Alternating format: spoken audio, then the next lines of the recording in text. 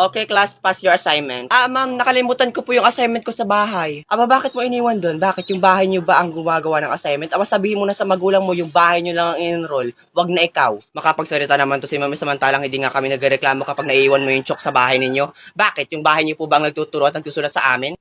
Sinasagot mo na ako? Hindi, ma'am. Sinasapak po siguro kita. Ang bubo mo rin, ano? Talaga? Kakaiba pala yung bunganga mo na nanapak. Kesa naman ma'am sa bunganga mo, amoy bulok na bagang.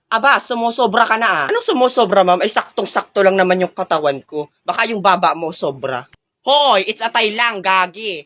Hoy, Mr. Stitch, suspended ka na 1 linggo. Salamat naman at magkakaroon ako ng mahaba-habang bakasyon at saka pagkakataon na hindi makita yung sagro mong muka. Bastos kang bata ka, makakarating to sa guidance. Paano ma'am, ikikwento nyo? Mahaba-haba rin po yung pinag-usapan natin kasing haba ng baba mo. Mr. Stitch, lumayas ka sa klase ko! Talagang lalayas ako at sisiguraduhin kong hindi lang ako mapapalaya sa school na ito, pati ikaw. Mrs. ano ngayon?